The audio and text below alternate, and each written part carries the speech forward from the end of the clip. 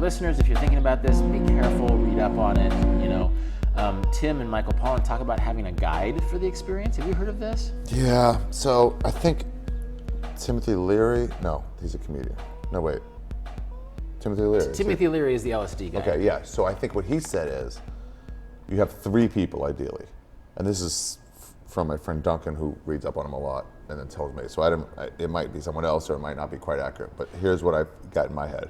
You have 3 people, and you can be groups of them, but one person is completely sober, and they make sure if shit goes wrong, if a burglar does come in, like we need someone who actually can handle this, Right. or if the fire department comes in, we need you to evacuate. A fully functioning person. Yeah, there's been a fucking whatever. Whose filters are working, Yeah. who's not seeing the eternal form of everything. And then the rest of you who are tripping can trust that guy. Right. And then what you also want to have is somebody taking a regular dose of mushrooms or acid or whatever, what you and Mel did.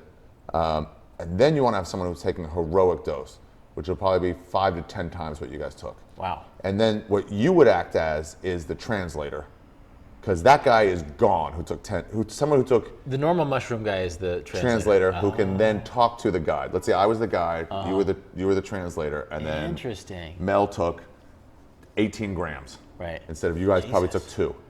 Took 18 to 20 grams, and she is out there, and she's seeing stuff that I probably have never seen, and she can't express it to me because I'm sober, but she can maybe express it to you, and maybe you can express it to me. Okay. So you can keep her company out there. That's interesting. And then I'm keeping you company in here. Have you taken a heroic dose? No. Okay. And gotta. what do you usually do? What's your usual setup? Do you have a completely sober person? No. Okay. All right.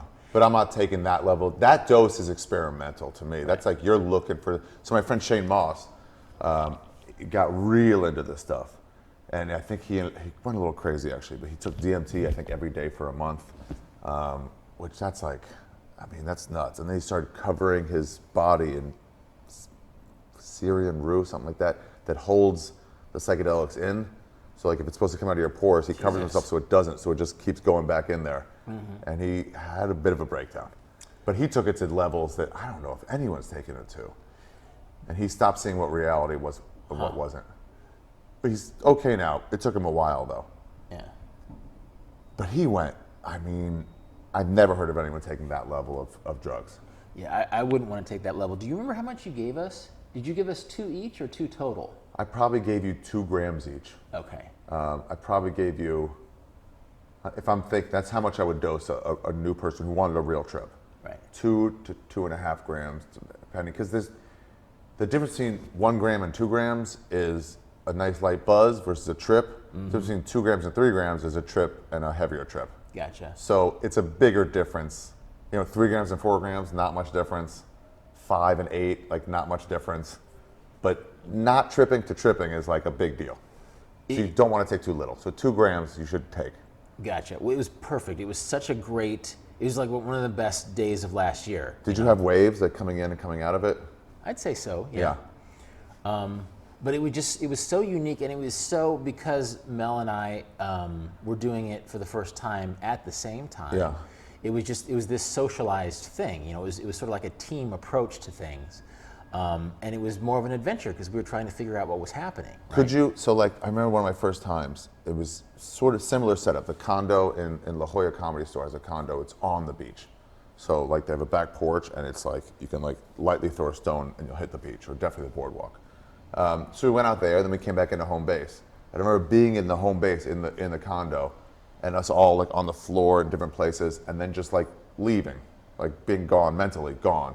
And you're on seeing mushrooms. Stuff about my place in the world, and like what I'm actually doing as a stand-up, like how I'm reaching people and what I'm doing, what my responsibility is, and then like but like not all your senses are kind of shut off. You're just in your mind. Like you ever daydream and someone's like, "Hey, you're staring at me." Like, "Oh, I wasn't even looking at you." Yeah. My eyes were just open, but like I'm in my brain. So it was like that. And then when you come out of it, if one of your friends comes out of it at the same time, you're like, "Oh, so dude, it's kind of like we're all," and they're like, "Right? Yes." And they're like, and then you kind of, and you're like, "Yeah, exactly." And you sort of speak the same language because you're both on it, but it's this wave where you're down, you can communicate. And then we felt like, "Oh shit, I'm going away again. Like, see you in 5 minutes."